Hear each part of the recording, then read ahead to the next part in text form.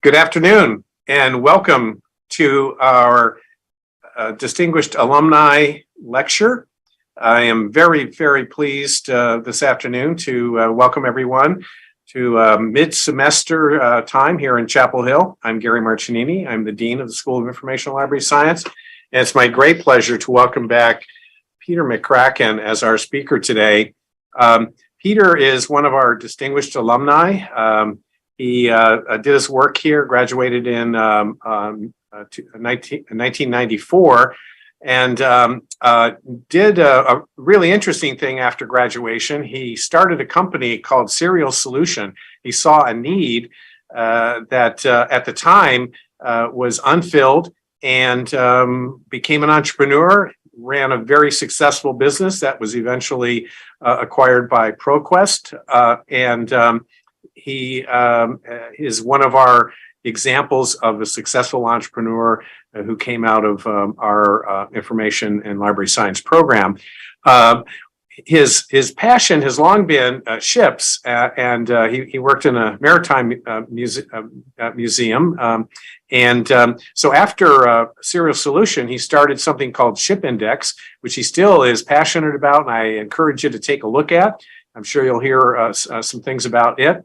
But most importantly, perhaps, he is electronic resources librarian at Cornell University today, serving the needs of a great research university, and I'm sure doing all sorts of innovative things at Cornell. So we're really pleased to have Peter here today, and please, you can submit questions to Peter. I'm going to turn it over to him and let him have at it, and then we'll come back and have some Q&A at the end. So, Peter, welcome and take it away. Great, thank you so much. It's great, great treat to be here. I'm really thrilled to have the opportunity to talk with folks, and I hope that the things I have to share will be of interest to you, and maybe be useful, and hopefully there'll be something to consider in them. I do have a set of slides for some reason to share, so I'll go ahead and share those now. I hope everybody can see those slides. As Gary mentioned, I am working at Cornell University Library now as the electronic resources librarian, and so I guess that's why I used this slide deck from Cornell. Although I'm not really sure, because there's not as much Cornell that I want to talk about as a couple of the companies that I founded before joining Cornell. So what I want to do today is take a bit of time to go through a little bit of background and where how I got to where I am right now over the last 30 years. It won't take that long, I hope, but I want to talk about how I ended up co-founding two different companies, as Serial Solutions and then ShipIndex.org. And as I tried to prepare for this talk, I thought through the things that led to the creation of these two companies, and I kept getting twisted up in them. And I mean, oh, what about this? What about that? I forgot about this. I need to add that. And I realized I really needed to make a timeline to help myself understand it, and probably others as well. So this is my Serial Solutions and ShipIndex timeline that goes over my life over the last 30 years in a way. And I needed a little bit to remind myself of what those things are that I want to mention, and also to keep me moving along. So to start, I was supposed to graduate from college in 1991, the spring of 91. I went to Oberlin College, but before a semester or two before that, I learned about this program run by Williams College at Mystic Seaport, the Williams Mystic Program in American Maritime Studies, that really looked at how maritime studies impacts so many different parts of our life, from maritime and you study maritime biology and marine science, marine policy, the literature of the sea, maritime history. You go sailing for a couple of weeks. You do a whole lot of things, and it was something that I thought, wow, that's really cool, and I really like to do that.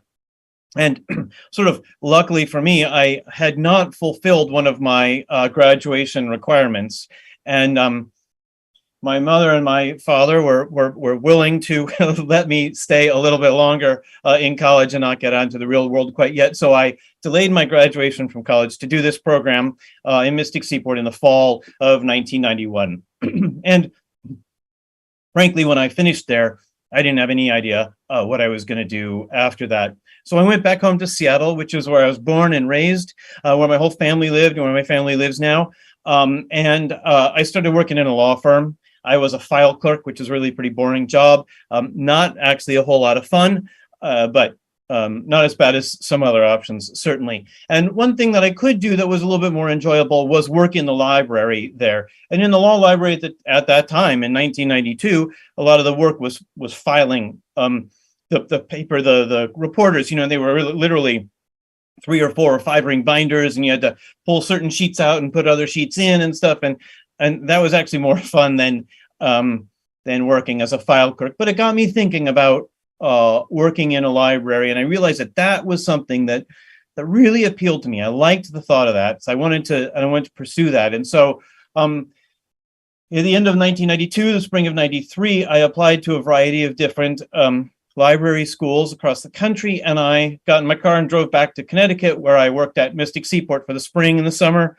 I was accepted to Chapel Hill, which was a real treat, and I was offered a nice assistantship and some other things that made it really appealing to go to Chapel Hill. So at the end, and so I worked at the Seaport, and while I was there, one of my colleagues told me about a master's program in maritime history at UNC. I thought, well, that's really interesting. I'd like to learn a little bit more about that. So I, when I did leave Connecticut, in late August to drive to North Carolina, I'd never been to North Carolina before, to go to Chapel Hill, I rolled in and I got myself settled, and we started with classes, and I went to the history department to learn a little bit about their maritime history program. Well, they do not have a maritime history program. The maritime history program was at East Carolina University in Greenville. So, okay, well, that's interesting. That's good to know about. Spent the first year, the first academic year in SILS, and then thinking about what I wanted to do for the summer. And I learned about a summer program at the Maine Maritime Museum in Bath, working in their library. And I thought, well, that sounds pretty neat. Nice combination of library stuff and maritime stuff. And so I drove up I-95 to Bath, Maine, and I spent the summer working in the library. And I was actually working in the archives, and that also wasn't super exciting work. But what was more enjoyable was when I could do some research about the different vessels that had been built at the Percy and Small shipyard, which is where the Maine Maritime Museum is now based in Bath. And, there were the Sewell ships of steel. And so if I wanted to learn a little bit about any of those vessels, I'd go into the library and I'd look book by book by book in the index to see what sort of information, see if that vessel was mentioned in each book and what kind of information was in there. And I thought, well, it's interesting that I have to do this book by book by book. And there are a lot of books here. That takes a lot of time. Also, it was a closed collection at the time, so only staff could do that. Visitors to the library couldn't do that. And also, it was a large collection, but not huge. It was good for that museum. But there's millions more books out in the world there, and no one has all of the books in the world. So how could you find out what other books mentioned the vessels that you were interested in? So this was another challenge that sort of started shaking around in my head. I went back to Chapel Hill in '94. I'm pretty sure I graduated in '95, but you may have different records than I, so I should perhaps defer to you. But in my second year, I had an assistantship in the art library, which was really fantastic. In the second year, there was a new graduate student in art history who I thought seemed like a pretty interesting person. And eventually, to make a long story short, we got married. So that was good, a big help, big benefit. Very thankful for that part of my time at SILS. And then when I did graduate, I then went to East Carolina to enroll in their master's program in maritime history there. There are 2 master's programs in maritime history in the United States. Neither of them are on the ocean. But that's fine because maritime history, affects all different parts of American and world history. And I feel really strongly about that.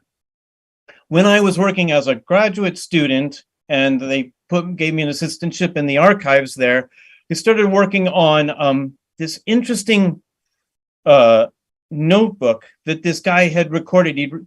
In the winter of 1819, I think, this guy and a buddy of his walked from Ben Lomond, Alabama to New Orleans, and he kept a record of that experience.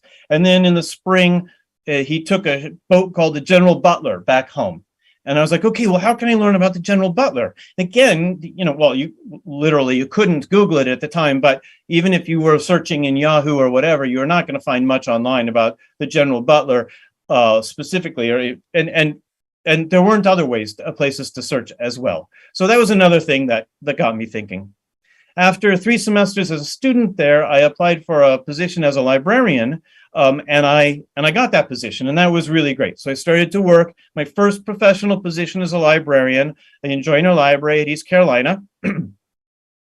And one of the things that I noted right away there was our challenge in working with electronic journals. And this is where I'm just going to go back and forth between the maritime stuff and the e-journal stuff. So hopefully it's spreading it out, makes a little bit more sense on that timeline. But we were just establishing our access to the internet, and our connection on Greenville wasn't great at the time. It really wasn't.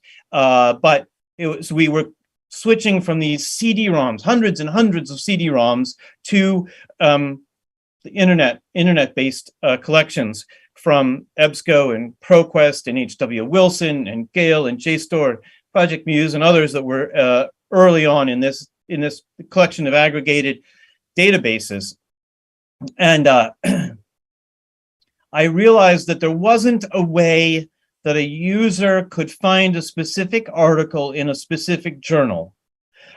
You could easily put in a couple of words and do a search in this database, but you couldn't find a known article or a known journal very easily. Now, each of these vendors did provide title lists for the databases that they had, but you really had to keep title lists separate. It was very nearly impossible to combine different title lists into one complete list because they had the way that they represented the journals was different. They had different ISSNs. They had different formats for their start and end dates, and a whole bunch of complicated issues. And the fact of the matter was, if somebody wanted to find information about a particular journal or an article in one of these databases, they had to take a couple of steps. First, they had to come to the reference desk. We know that unfortunately we lose most people in that first step. They're just not willing to come up and ask a question. But then if they did, they had to come up when I was there, because I was most familiar with these different title lists and different tricks and ways of learning or locating a particular article in one of these databases. So these were some challenges that we faced at the time. Then I think in the fall of 1998, we went back to my by then wife Jen and I went back to Seattle for fall break. And my youngest brother, my half brother Mike, had just turned 21, and my other brother Steve, who was 2 years younger than me, was over there as well. And we were together at my dad's house, and Mike had just turned 21. He's like, "I gotta go for a beer. Let's go for a beer. Come on, guys, we gotta go for a beer." And being the eldest and the most responsible, I said, "Okay, we can go for one beer." Of course, we closed down the bar that night, but my two brothers, who were living in Seattle at the time, were trying to decide if they should join a dot bomb, a dumb idea, implemented poorly. But there was the late 90s, and anybody could do that. Everybody thought that everything online was going to work. And this was being created by a cousin. But don't feel badly for the cousin, because the next company was a much, much bigger success for him. But they were trying to decide if they should join this company or not. And I said, well, I know an idea that's going to work. I know something that is going to work if someone can build it. And I tried to describe it. And Jen, who also had, was an academic, who was working on her PhD at the time, also tried to describe it, and we did not have much success at all. And Mike, who's a computer programmer, had just finished a computer science degree and has a really good way with words. He said, look, if you can describe this problem to me in a way that I can understand, I can build a solution.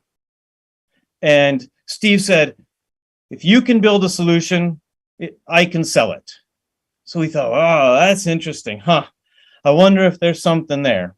And then we went back to Greenville and we kind of thought a little bit about it, but the distance, it wasn't doable. It was just too hard. It wasn't something that we could do. Well, not long after, I was kind of starting to look for ways looking for the next position. Really, I was ready to move away from Greenville. And I applied for and was offered a position in the Odegaard Undergraduate Library at the University of Washington. So, I mean, this was fantastic. It was an opportunity to come home, and it was a great location. The boss was great and the staff was great. It was a great place to go. It was a great place to be, and I was super excited to move back to Seattle, where my family was. So we did that, and then not long after, Steve and Mike and I started thinking about this idea that we'd had before, and we would hang out in his house and say, what, could we do this? How would we make this work? His best friend from high school was living in the basement. And so Chris would come upstairs and Chris said, hey, I understand you guys are starting a company. I don't know what it is. I understand it has something to do with libraries, and I rarely darken the door of my library in college, but just to be clear, I'm your head of sales. There's nothing you can do about that. So just accept it now and we can move along and do the rest of the planning. Can't really argue with Chris. Many have tried, few have succeeded. So we said, okay. So the four of us, we decided we were actually going to start this company. And the first person who joined us, Tim, became our head of customer service. And by the end of that first year, in I think it was 2000, the five of us were equal owners of the company. We had hired a couple more people. We were successful and things really started moving along. I mean, we did fill a need. We were the first commercial knowledge base to keep track of this information. And it really was we were pretty successful from that point forward. Now, before I move on, I want to mention that I was still working for part of that time. I was still working at the University of Washington and as a reference librarian. And I continued thinking about that old ships in books idea. And so I had collected a bunch of different titles from the UW stacks, scanned in the indexes to them. And then when I was sitting at the reference desk on a Tuesday or Thursday night or whenever I was working, I would work through that file. If nobody came up to the desk, I'd work through that file. I'd look at the index itself, and I'd remove all of the entries that were not specific ship names. And I would do the OCRs work, I'd clean it up, and then I eventually created 4 or 5 static pages of content of an index to ships in books. Over time, that grew. It became there was an old InMagic database tool that the library offered that I could use. So I created a database, and it was available on the library web pages there. Well, Serial Solutions was starting to take off, and we decided I had to leave the UW. And so it really made obvious sense, although I very much enjoyed my job there. I enjoyed the faculty and the folks that I worked with. It was kind of a no-brainer that it was time to pursue this Serial Solutions thing full time. And so my brother Mike helped me take that database. Mike and Eddie, our database guy at Serial Solutions, took that database, created a new database online at ShipIndex.org. My first mistake of millions was to not get ShipIndex.com, but oh well, it's too late now. So we and we created that web page, and it had about 100,000 different citations in the database. But then we were really focusing on Serial Solutions. So I think I covered all of these things. I just need to remind myself and make sure that I covered the important things. And then what I really want to talk about now is what Serial Solutions really did and how how effective it was. The product would help patrons locate the journal titles that were hidden in the databases to which a library subscribed. If a library had access to 15 or 20 or 50 different databases, there was no way they could reasonably keep track of all of the journals that were in those databases. So Serial Solutions did that for them. We started off with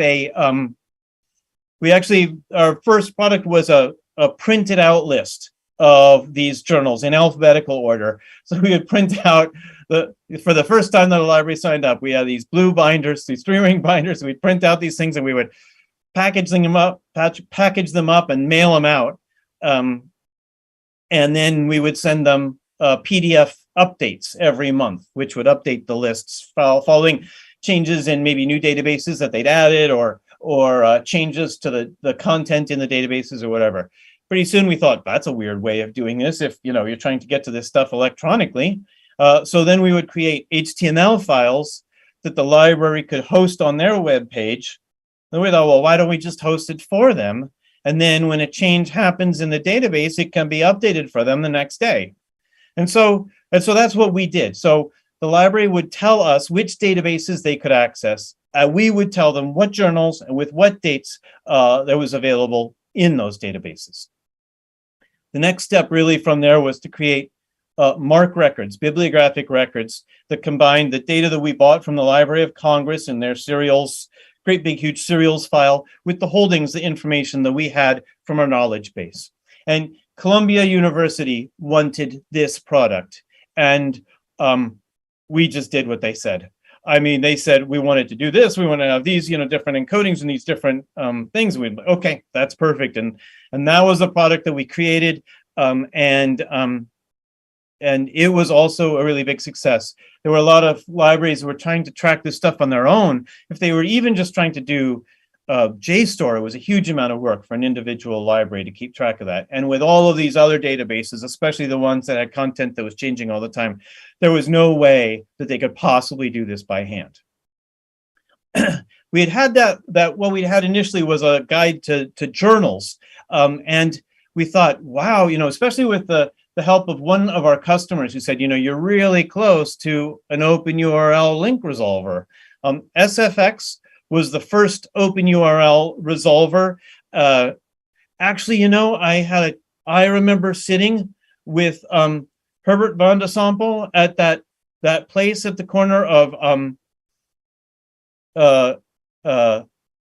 right downtown Chapel Hill, the top of the hill, I think it is. A couple of years later, anyway, that just came to me just now. I'd forgotten about that, but he developed the open URL standard, and SFX was the first to commercialize it. We pretty soon realized, we could create a link resolver as well, which connected a researcher from a citation in one database to the full text of that very same article in a different database, specifically a database to which that person had access through their library.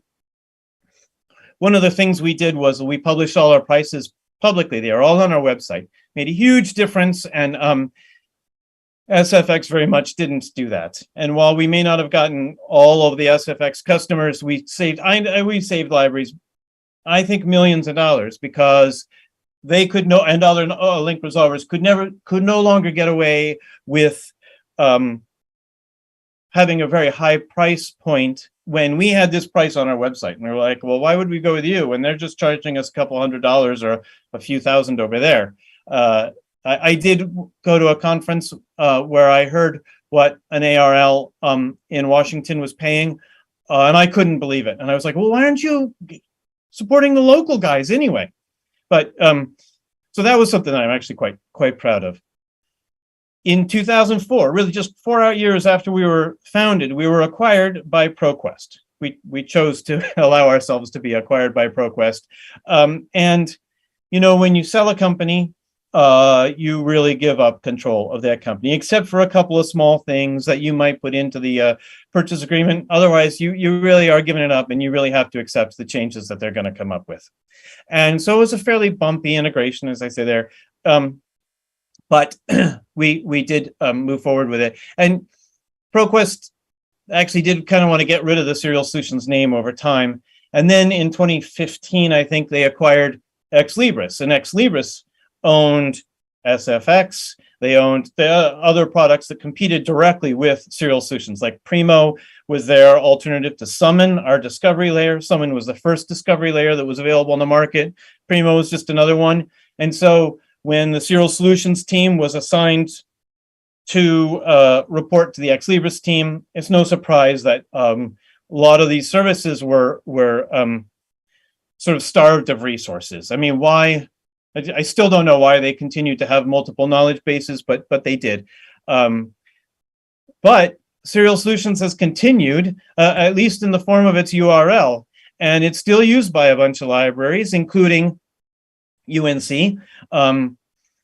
At Cornell, when I joined Cornell, we used all of the Serial Solutions products, the link resolver, the MARC records, the A to Z list, Summon, Intoda, which was the new e-resources management tool at the time. So that made for a very interesting onboarding call from the Serial Solutions customer support person who was introducing me to the Serial Solutions products, since I was a new librarian at one of their client libraries. That was kind of interesting. Here's another spot where it's in action. This is from the National Institute of the History of Art in France. My wife took this screenshot for me. They're using Summon to run their entire library catalog, and this is her book in kind of like my company in a way. So that was kind of a neat treat to see. So just a couple of thoughts about Serial Solutions. I mean, the things that I was particularly proud of at Serial Solutions, one was bringing a lot of people into the library industry who didn't know anything about the library industry before they arrived, and then they stayed in the library industry afterward. We hired all kinds of different people in the Northwest to do all kinds of different things, and a lot of them discovered that the library industry was a really neat place to work. I mean, it's filled with smart people. It's filled with people who get back to you. Libraries pay their bills.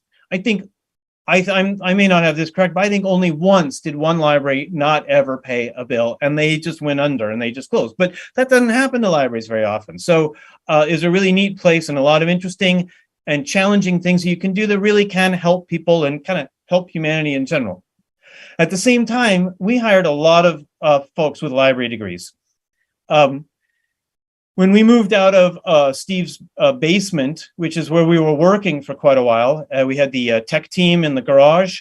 So the good thing that Seattle doesn't have very bad winters, or didn't have very bad winters then, because they were working away in the garage, and others were in the other parts of the basement. And by that point, Steve had gotten engaged, and his fiance very reasonably kind of wanted the dozen or 15 or however many people it was that were in the basement out. And so we found a kind of a grotty, building, a business, sort of a building over by on Ravenna Boulevard near Green Lake in Seattle. And we took over space on the second floor, and then we took over a little bit more space. We kept growing. The sales team moved up to the fourth floor, and then we just kept growing. And so it was all these kind of twisty bits to get around in everything there. And I was showing a new employee around, and we'd go around a corner and she'd see somebody she knew from the I school at the University of Washington. I'm like, oh, I didn't know you were working here. And this happened a couple of times, and I started to think about it. And I realized that 20 to 25% of all of our employees were graduates of the University of Washington I school. I mean, it's no surprise that we had so many students from the I school working, or graduates of the I school working for us, because we were 2 miles from there. We had one other SILS person there. Kara joined us in, I don't know, 2002, 2003. I really don't remember when she joined us, but she was another SILS grad, and we had a graduate from Michigan as well. And I think pretty much everybody else who had an MLS came from the University of Washington I school, or it's the School of Librarianship that preceded it. And it was really neat to have all those folks in there, and had a big impact. We were also a fully bootstrapped company. That is to say, we each put in a little bit of money. We didn't have any outside money at all. And we were really lucky. We were pleased we got a very quick, successful exit. After Serial Solutions, my brother Steve spent some time with a startup that included a lot of other Serial Solutions folks, where they did get venture capital funding. And because he'd experienced both of them, my understanding is that he spent a lot of time being one of the first people in Seattle to truly to talk to owners of startups to say, hey, just to be clear here, the venture capital company doesn't care about you at all. They're counting on 2 or 3 out of every 10 companies that they invest in to succeed. And if you're one of those 7 or 8, they don't care. They're going to cut you and just move on. So be really aware of that and keep that in mind, because the idea then was we got to get our VC funding and then everything's set and it'll all be a great success. And that really wasn't the case. So from his experience, I think he was able to share an early sense of, hey, it's not really as great as it seems. So to jump back a little bit to my timeline to remind myself where we're going, Serial Solutions was acquired in 2004, and in 2007, my family, which was me and my wife and my son, we moved to Ithaca, New York, when my wife took a job teaching at Ithaca College. I stayed working for Serial Solutions for another 2 years until 2009. So it was a lot of trips back to Seattle, but mostly I was working from a distance. And then 2009, I decided to leave Serial Solutions. I said, I care more about maritime history than I do about e-journal access and management. And I wanted to make ShipIndex a for-profit company. So my brother Mike helped me build a new database and one that would let us do other stuff as well. So let's see, I think I covered most of these things here.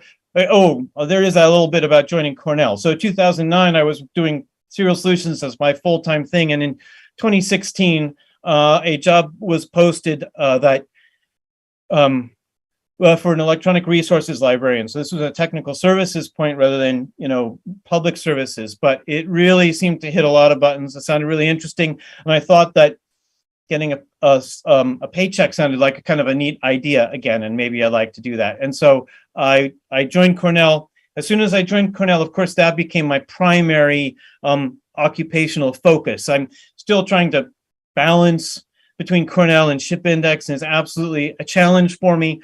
But absolutely, Cornell is the primary focus. So that's why I'm using the Cornell deck there. And working at Cornell is incredible. It's a great opportunity. We've got a very recent SILS grad who joined us a year or so ago. So we're always looking for more UNC folks to join us. And of course, we recently hired away the university librarian Elaine from UNC to join us at Cornell, and we're super thrilled to have her here as well.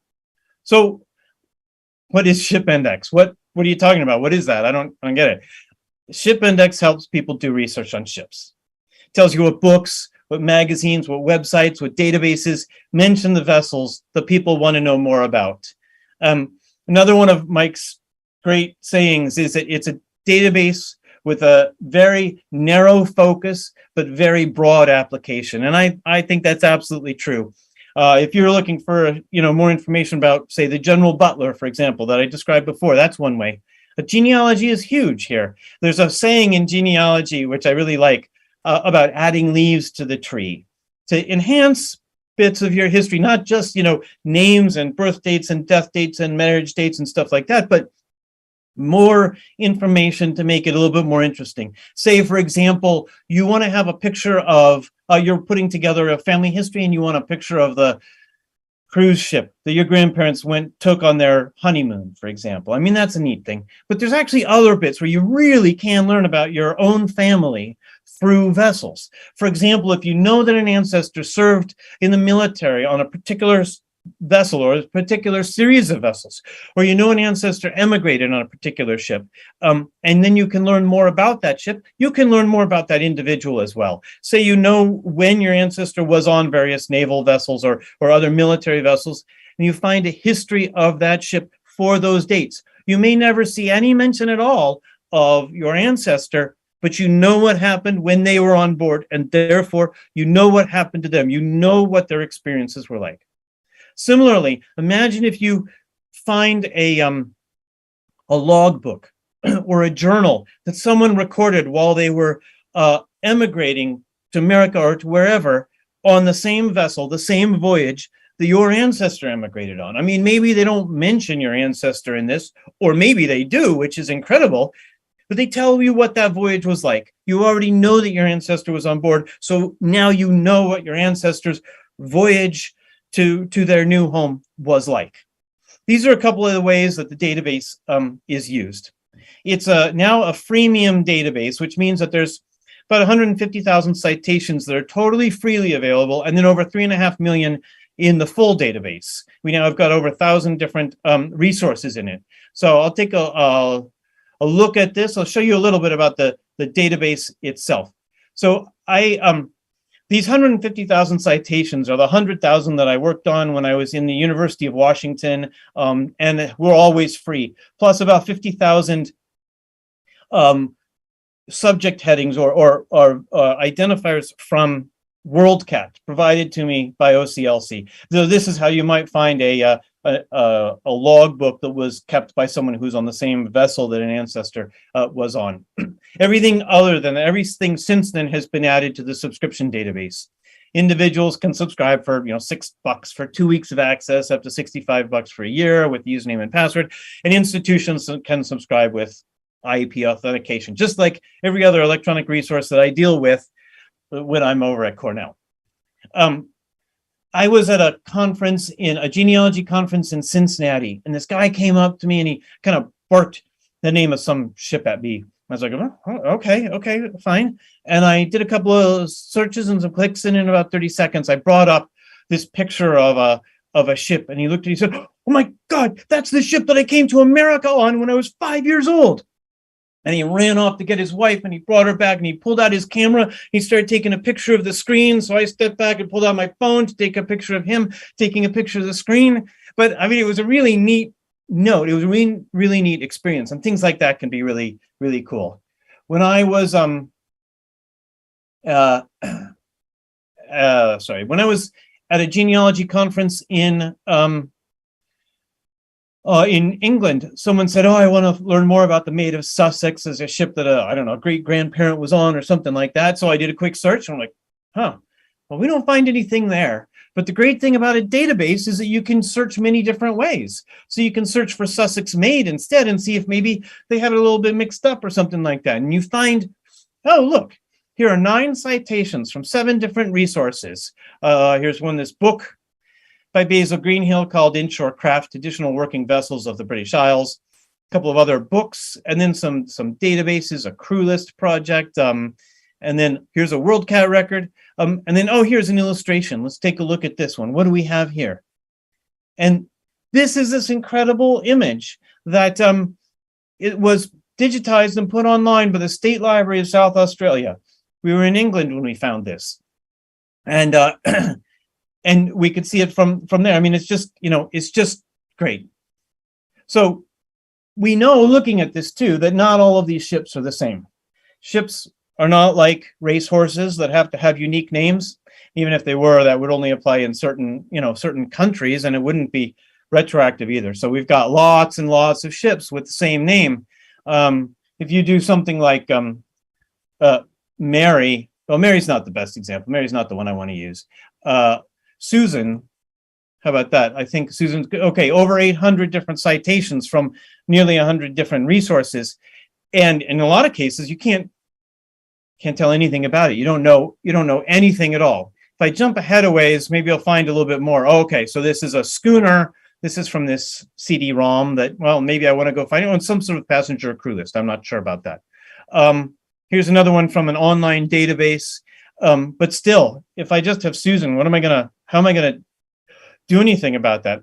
And back at Serial Solutions, we did create unique journal identifiers because we needed an identifier to say this is this specific journal. The ISSN didn't work for a variety of different reasons because there's the print ISSN. The print version had one ISSN, and the electronic version of journal had a different ISSN, unless it was in JSTOR, in which case it had a different ISSN, or the first print ISSN, and then they introduced linking ISSNs that were the same as the print ISSNs, and then tons of resources don't have ISSNs at all. And so we needed to create our own unique identifier there, and I wanted to do the same here in ShipIndex. And in a conversation with one of my colleagues at Cornell, he said, well, maybe you should use the Wikidata identifier. And I thought, wow, okay, well, let's try that. So I use Monongahela because this is one of my favorites, but it also provides a little bit more information, some examples. Well, WASP is a really good example because there have been 8 different vessels in the US Navy named WASP. And what we can do now is that when it is clear which specific vessel a citation is referring to, we can associate with that vessel with information that we draw from Wikidata. And I'll try to mention Wikidata to understand what that is in just a moment. But this is an example of this one specific ship named Monongahela. I think it's the 3rd of the ships in the US Navy with that name. And then here are specific citations for that specific ship. There's another, the one that I like best is one that is not yet associated with a specific citation. It's also another neat thing is that it's represented incorrectly in the Puget Sound Maritime Historical Society database. They call it Monongahela instead of Monongahela. And because I have this big database, I've been able to update a lot of these things and make corrections when I find them. There's an example of a whole bunch of transcribed handwritten records of vessel records going into Australia. It's understandable why people made mistakes when they were transcribing them. But because I have this database, I could figure out what was the correct spelling and include that as well. So this is a different Monongahela. So it's being towed out of Lake Union in Seattle. This is my favorite picture of all time. This is it's being towed out of Lake Union before the Aurora Bridge was completed in the early 1930s. So it's a pretty tall, big bridge. It's a pretty tall ship, and it wouldn't have been able to get out if they hadn't towed it out at that time. So a little bit about, I do want to mention just Wikidata. People may not be familiar with Wikidata. You're probably familiar with Wikipedia.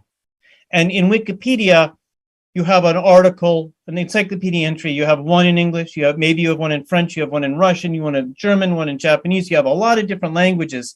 And these are not translations of each other. They're completely different entries in completely different languages. But Wikidata is just a great big huge database. So I can go take a look at this, and each item has a Q identifier, so that we can say this is a unique identifier for this particular vessel.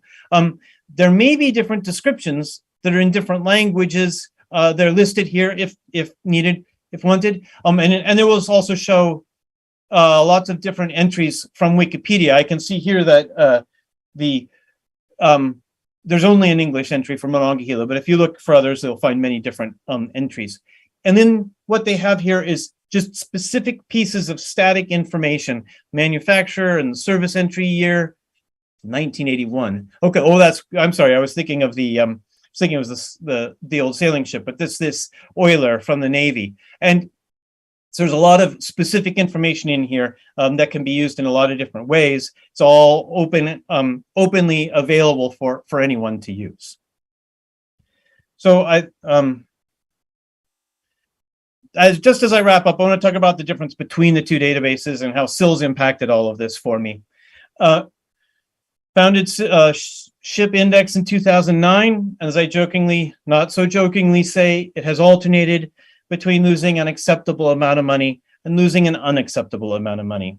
I haven't quite gotten past that. I think it's kind of funny that the very complex, specialized and arcane database that took hours to explain to my brothers was a much easier sell than the really pretty simple one. Like here's books that mention this ship.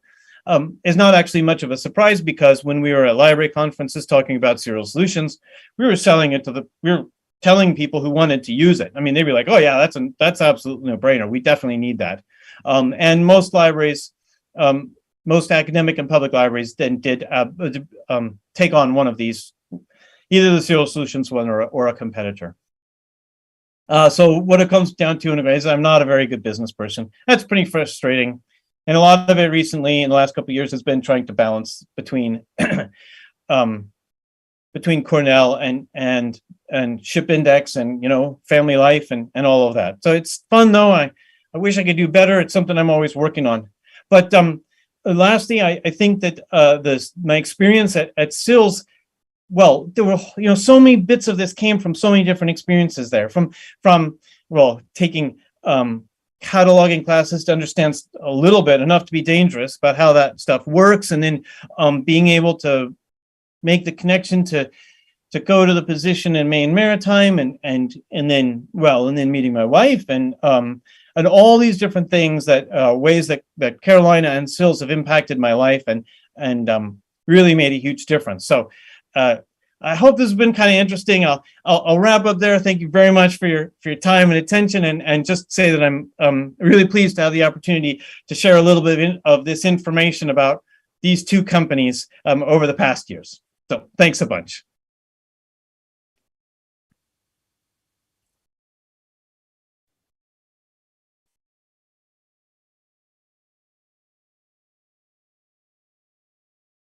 Thanks so much, Peter. That was terrific. There were so many things I was fascinated by. I love the graphic, the way you sort of brought together your professional life with your personal life.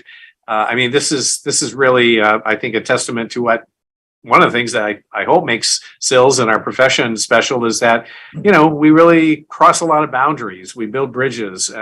Hopefully we don't build the bridge until the ship is out. But yeah, it was just a fascinating talk. I mean, one of the first things that sort of jumps out at me is, if I were a SILS student today, how could I become a Peter McCracken and sort of combine sort of this entrepreneurial excitement that you obviously generate and continue to hold for ShipIndex with the kind of safety of going toward a job that is secure and makes the paycheck come in every month. I mean, these are things that I think some of our students really grapple with. How should I say, take this kind of risk? And you seem to have been able to pull it off. I mean, what advice would you give to a SIL student today? Well, I see there's so much focus these days on entrepreneurship and being an entrepreneur. The truth is, I don't buy a lot of that. I think if you look at these two companies, the difference in them is that we had amazing people working at Serial Solutions, and we have just me working at ShipIndex. And the success of Serial Solutions made it possible for me to lose some money on ShipIndex because it's something I care about. But that being said, I have found so many new resources to use that one can use that can make online products doable now. I have a team of data folks in Bangladesh who do my data work for me, and I've been working with this guy for 7 or 8 years now, and we really have a relationship in what we're doing there. And so these resources that help you find folks that can do the stuff that you can't do, which for me is pretty extensive. It's a neat thing to do. That being said, I don't necessarily think that it's for everybody. And I think that maybe the idea of doing new and exciting projects from within an existing structure in a library, for example, can be really fantastic and incredibly fulfilling while still having a regular paycheck. I hope that's helpful. It is. I think this is, creative people who have a passion for something don't have to just give it up to sort of have the day-to-day job. I think that's something that I hope students who are watching will kind of keep in mind. Don't give up your passion, but life is interesting, and we're sometimes able to juggle a lot of different desires at the same time while becoming successful. There's a message that just came in. I'll just I don't know if you may not be seeing these, but just saying hello, graduated with Peter, appreciated his efforts as our SILS president at the time. We had a lot of fun. I have enjoyed following his success and use Serial Solution every day. Kathleen Bryn Heidecker, who's now the department chair at Harrisburg Area Community College. So hello from Kathleen. That's great. Thank you. Yeah. So, these are the things that are so fun about, these lectures, is that it sort of brings people back together again. I think about, how you saw this need that was sort of clear to you, and you were able to make these connections between, people are doing all this lookup manually. And couldn't we sort of do A, aggregation, and then B, provide this as a solution or a service that at the time was just right, because there was a big need. And I think that's an interesting difference between that and, say, ShipIndex, which is it's a need, but it's really much more niche.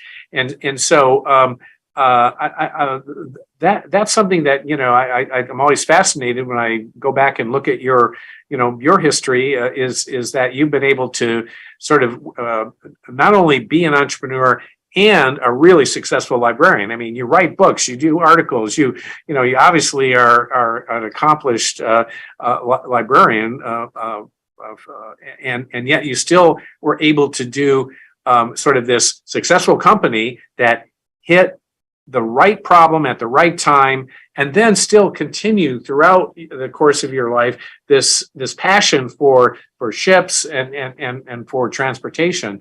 I mean, it's really delightful to hear about it, and I want to thank you for sharing that today. Thanks. I would say that one of the things that Serial Solutions I always say, was the first commercial knowledge base. And there was a thing called Project Jake before Serial Solutions. And it was a project by a guy at I think the Yale Medical Center Library, if I remember correctly. And librarians would say, hey, can you put in data for this? You don't have data for this particular database.